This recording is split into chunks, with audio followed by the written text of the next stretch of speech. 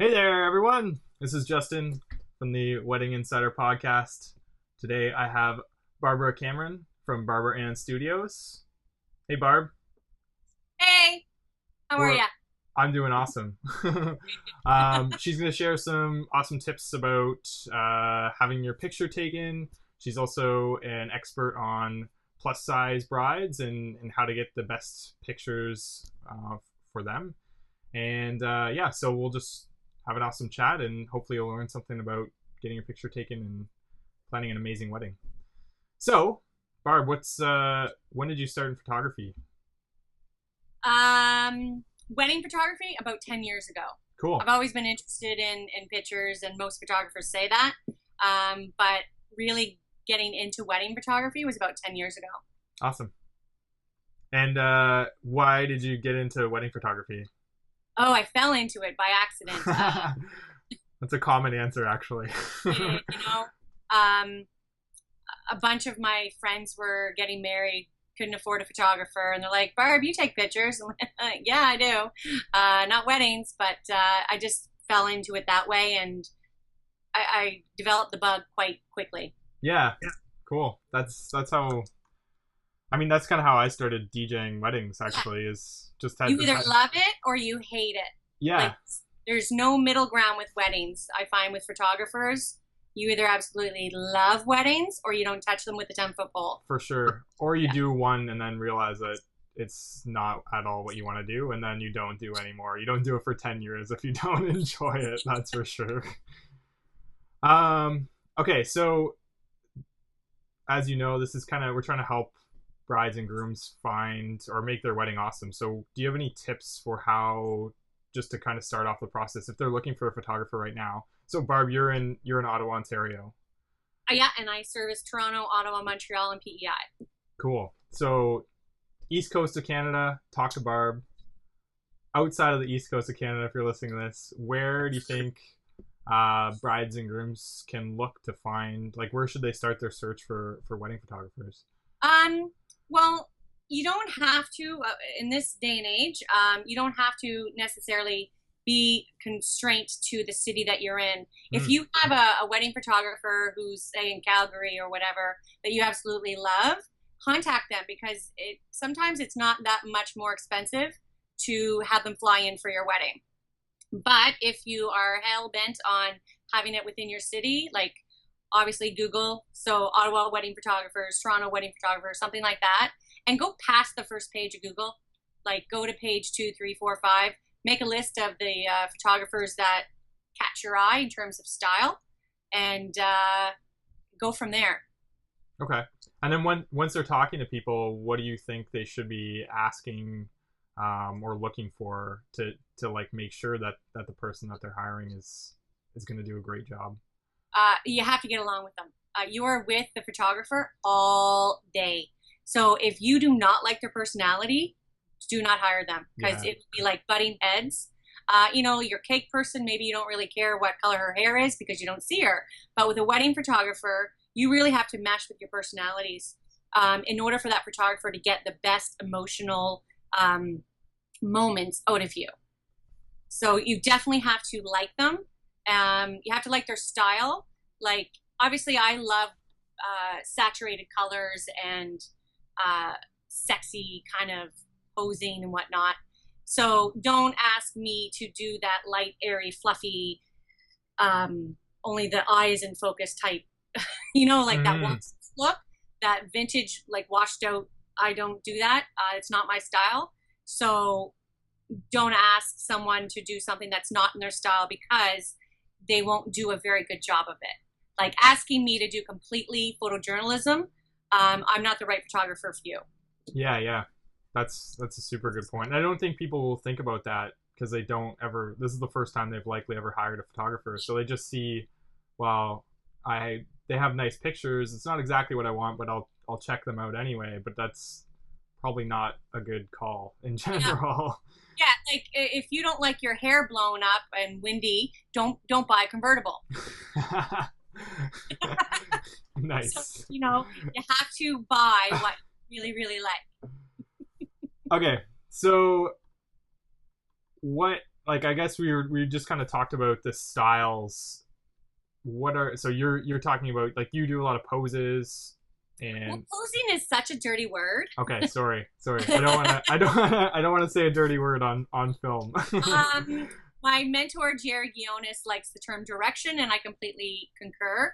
Um, you need that photographer to be able to, unless they're strictly photojournalistic, you need that photographer to sort of guide you and stir the pot and get that moment sometimes. Mhm. 'Cause we aren't models. We don't, our clients aren't models usually, and we don't know what looks good and what doesn't. So as a photographer, it's my responsibility to get that giggle, to get that sigh, get that laugh, or that sexy look out of my client, and I have to do that with giving direction. Cool. Yeah. So actually, with that in mind, we kind of I alluded to it in the intro about you being like a plus size. Yeah, sorry. Oh my Um, but you're an expert in taking photos of plus size brides. So Yeah. what does that mean? Why do you do like why is that important? And what can plus size brides do to look their best in pictures? First of all, they can hire me.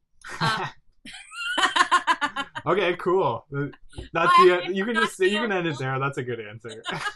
But I first like took, obviously I'm not a size 2, shocker, I know. I don't have a fat filter on my computer right now.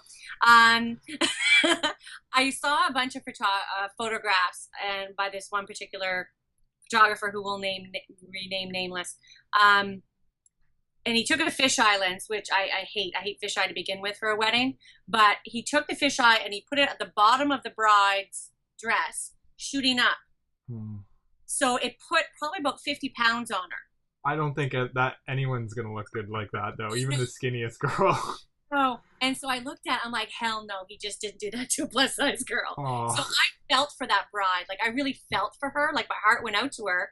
And I thought, I can't imagine what she's thinking looking at it. So I thought, no, they got to learn how to shoot a plus size bride. Or a girl with curves, anyone above size 12, 14, 16 curves, not sticky stick. So little things that girls can do is turtle their neck. So if you push your neck just a little tiny bit forward, everyone has a natural double chin. So if you kind of push it a little tiny bit forward, it gives you a more defined jawline. Guys can also do that too. Because it gives them really like that chiseled look right on the chin. I actually watched a YouTube video on how to do that. when I have my engagement sessions with my couples, they learn all my terms. So by the time the wedding comes and I say, "Okay, turtle," they know exactly what turtle means. Nice. The other thing that I tell girls to look out for is I can't stand it when the strapless gowns are the only ones usually sometimes pushed for a plus size bride. And I really think they should have some coverage because it's all this bright skin and the brightest part of the picture is always the one that gets attracted to your eye. So anyways, what we have is when your arm goes together on right here by your bra, to use the phrase my friend Haley said, it creates armgina. So getting the visual. So you said I was trying to keep this clean, Barb. I'm sorry, but it's armgina. Ridiculous. So girls hate that about themselves, and you can have a size 2 girl, and she'll still get that, because the dresses are so tight, it pushes up your skin. So a suggestion is to have your arm off your body, either on your hips or put it on your thigh and bring it up just slightly so that it's not sticking together, because it just puckers all of our skin here and it makes us look bigger than we actually are. Another tidbit would be when you're posing or when you're looking at the camera, what you want to do is lean slightly forward and push your hips away from the camera, because the largest part of our body for a female is usually our butt area. So if we push that away from the camera, it becomes smaller. And if we lean forward, it stretches out our neck and we put our chin up. Little things like, yeah. Yeah, that's so cool.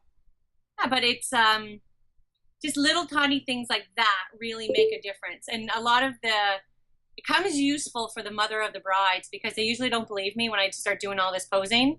And then I take a before and an after picture of the mother of the bride. And they're like, oh my God, I just dropped 20 pounds. I'm like, posing. So it does make all the difference in the world. It really does. Great. That's so good. Thank you for that, sharing that. I think that'll be powerful because people that aren't photographers don't even think about that for sure. Like I watched that turtling video literally like a month ago, and I never had thought about that before, and it makes me look better. My girlfriend and I were practicing it. It just like it makes anyone look a little bit better just because you get that more defined jawline, and it gets rid of any double chin that's there. Well, especially if you're doing a picture where you're facing your partner, and usually the guy is taller, so he's looking down, and all of a sudden we get this double chin. So when I do that pose, I'll tell my groom, I said, okay, turtle. So he turtles and stretches it. And I always, before I put someone in a posing mode, I always say, okay, it feels uncomfortable, looks great. So they understand that it's not going to be a candid moment, but it's that not typical. They want the pretty portraits if they've hired me. Mm-hmm. I have to do these things to get those pretty portraits. Mm-hmm. It feels totally unnatural, but it doesn't look unnatural on camera though. That's the other thing, is that it definitely looks way better. And I'm constantly showing my clients the picture behind the camera. I am very confident enough in my abilities to nail it in camera, like for lighting and color, that I can show them the back of the camera. And I rely on Photoshop to enhance a picture, not to fix it. Mm-hmm. So I'm constantly showing them their imagery because it creates that confidence in them. And they're like, wow, look at that. I can't believe you just did that. Cool. So I think that helps. It instills confidence throughout the day. Cool. Kind of going backwards a little bit in the planning stage, but if people, I've asked this of other photographers and I've gotten similar but still interesting and different answers. If people are looking for venues at this point, what do you think they should be looking for so that they can look their best and that the venue looks great, like in pictures? Usually a bride will have a certain look in their head. Whether or not they want like a rustic look or a downtown modern clean line look. Mm-hmm. Obviously, as a photographer, I have been in almost every venue in the city. Mm-hmm. So I know what food is horrible in the venues. I know which food is absolutely phenomenal, like yourself. You would know, what rocks and what doesn't. So I would definitely ask, if you haven't hired a photographer yet and you're sort of like shopping around, ask them the question. Your questions when you interview a vendor doesn't have to be about that vendor. So if you're seeing a venue, hey, who do you like to work with here as a photographer? Who do you like for decor? And a lot of times you'll hear the same name repeated over and over again, and that's a good thing. For sure. I think too, yeah, I mean, I would never online say anything bad about a venue, even though there's a few venues that I'm not a huge fan of, for sure. But if somebody asked me, if I was meeting a couple and they asked me, I would probably give a little bit of an opinion that I would never say online, for sure too. So yeah, I wouldn't say online, but if someone asks me my opinion, there are some places I won't go shoot because the owners are so mean, and I know they don't treat their clients very well. Mm-hmm. And in the end, the client loses out because of this big bill that they didn't anticipate. And I don't believe in that kind of practice. I like being upfront and clear. So I refuse to shoot in certain places. But if someone asks me, I will tell them. Yeah, for sure. So yeah, I think it's always good to note those things, because I don't think people think about that too. It's just that you can ask other vendors. Like I've for a certain aesthetic, most of my couples want the downtown, or I basically almost always work downtown Toronto. Once in a while at wineries.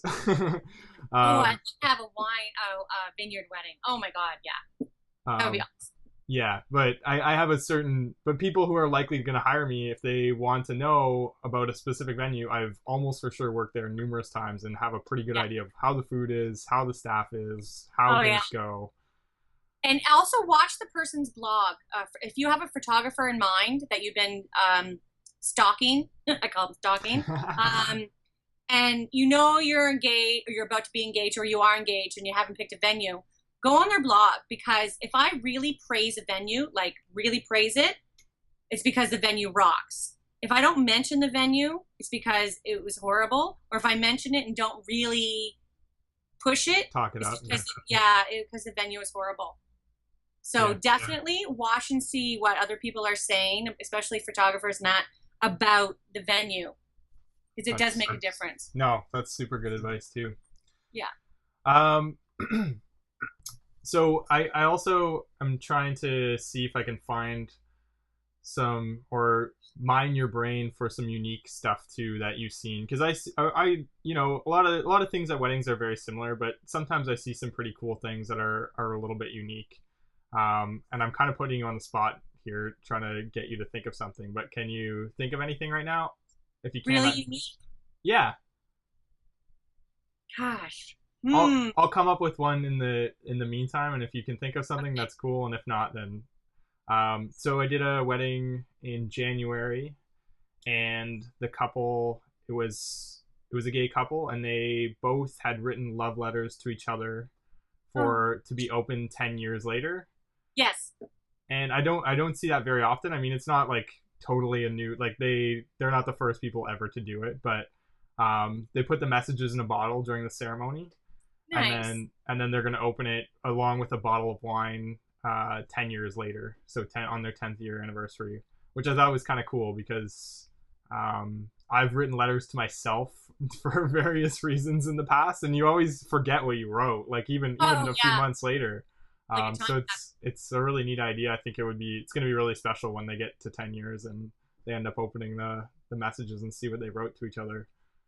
My couple that I photographed, not this weekend past, but the previous weekend, he is a wine person, like he a wine distributor. So cool. He really knows his wine. Mm-hmm. And so they did 3 boxes. They did first year, 5 year, and 10 year. And the bride made sure that she put the most expensive bottle of wine in the 10 year. So it was, and they did letters to each person for each box. Oh, nice. And yeah, it was really, really cool. I had another couple do that, and because he's not, this was last summer, and because the groom wasn't a very good fixer-upper person, they sealed it with duct tape, because that was his response to fixing everything, was always duct tape. So that kind of thing I love, and I like it when certain things are done, like the wedding that I shot on Saturday, the grandmother of the groom married them. She was an Anglican priest. Cool. So cool. It was very special to sort of incorporate those things. Yeah, I always like to, like, if there's ever any family traditions or things like that. Actually, the wedding on Friday I did, they just before I was talking to you, I was putting together a blog post, because I took a few photos myself, and they had I think the bride's grandmother's sauce recipe was one of the favors, and then the groom's I like that. The groom's family barbecue recipe was like the other favor. So if you came as a couple, you kind of got one of each as the wedding favors. I really like that. I had a couple who last year who loved tea, and so their favors were loose tea. Yeah, cool. Their favorite, yeah, and I really like that. I think if a couple is going to do a favor, and not all my couples do favors, I think it's one of those trends that are, one of those things that are kind of going the wayside. But if you're going to do a favor, do something that means something to you. For sure. Instead of, box of chocolates or whatever. Like, do something that I think is meaningful. No, I totally agree. I think that's way better. And then I had, some people that forego the actual physical gifts. They'll do donations made because it's, the father passed away, or the grandmother of cancer or something. And that is really meaningful to them. And it's win-win for everyone. Yeah, I like that too. Yeah. Okay, so awesome stuff so far. I've got one last question that I've asked everyone, but one interview because I forgot during the first interview. So it's, can you share three? You've already shared a bunch of tips, but hopefully you can come up with three more. But three Okay. insider tips that couples can do or work with or whatever, so that they have an amazing wedding. And it doesn't necessarily even need to be specifically about photography. It can just be just anything that you can think of that is going to help couples have an even better day than they would have before listening to your three tips. Okay. First tip: get rid of your Pinterest. I have. I find Pinterest. I'm so happy I got married before there was the internet. That's all I can say. Because a Pinterest would have ruined me. Because it has all these amazing ideas, which is great, but it's also, you don't know what the cost is associated. So you see this beautiful centerpiece that really is $1,000 centerpiece, and your idea is to have one on every single table. So if you have a budget for that, fine, go for it. But most people don't have a budget for $1,000 centerpiece on a table. So be realistic with Pinterest. And if you really like something, do something in the spirit of it if you can't afford it or you don't like it too much. But don't let Pinterest be your end all be all. If you can afford a wedding planner, I highly recommend it, and a good one. Not someone who's just going to show up, walk around in high heels, and be Miss Perfect. I have seen some pretty great, awesome wedding planners save the day and make the day so much easier for everyone involved. So that's definitely something I would recommend. Get a really good makeup artist, please. Invest the money in a great makeup artist, because not only do you feel beautiful about yourself and you look amazing, you don't have like a line of foundation and real skin color. It just makes my job easier. Cool. As a photographer, I'm not blending and trying to get rid of that orange line on the neck. If your photographer says something like, you don't be the last person to get your makeup done or your hair, listen to them. Because, I've seen enough weddings to know what works and what doesn't work. And if you're the last person in the lineup to get makeup, you're going to run late and you're not going to get the bridals that you envisioned. So always go in the middle. They'll put enough hairspray in your hair so that it doesn't move. They'll set your makeup so that you're okay. So just go in the middle. Don't go on the end. No matter if the makeup person says go last, don't listen to her. Go in the middle. A question you can ask your photographer is, there's the standard ones like, what gear do you have and all that, stuff. But I'd ask them, what's the worst lighting condition they ever were in and how did they deal with it? That's a good one. I like that. And if they say bright sun, then run away from them. Just run away. Because to me, I love bright sun. I can sculpt a face and a body with bright sun. And what you can do with shadows and bright light is amazing. One of my worst times I had for a lighting condition was, it was a Christmas wedding and it was red uplighting on cedar planks. So it gave an orangey red glow to the room. So that was a hard lighting condition for me to get true skin tones. So normally I like to get my skin tones bang on camera, but I had a really difficult time that night, so I had to do it in post. But I would definitely ask that. Ask to see a full wedding, not just like the besties. Ask to see a full wedding and ask them what the worst lighting condition they ever had to deal with. Amazing. I wish I would have. Oh man, I feel like I wrap this up too early. Those are some super good tips, and those are things that I haven't heard yet. So I think people will find them really helpful. I hope. Just I guess one follow up on that. How can people find a good makeup artist if they, again, it's probably not something that people have hired before? Oh, definitely ask the photographer because they're the ones that are doing the editing. So I can give you, like, I have my top 3. I have a list of recommended vendors I give to my brides. As soon as they hire me, I send out a recommended list of all the vendors I love personally working with. And I don't receive any money from these people. It just they do such an awesome job on their end, it makes my job easier. For instance, if you have a rockin' DJ, they play great tunes, they keep the floor packed, so I get awesome dance shots. Mm-hmm. So it's all like win-win. So I always send out a recommended list, and I have three makeup artists on my list because Cool. they book up really fast. The good ones will book up fast. Okay, that's awesome. Yeah, this has been an awesome interview. Thank you so much. Thank you for having me. Yeah, my pleasure. If people want to get in contact with you, where can they do that?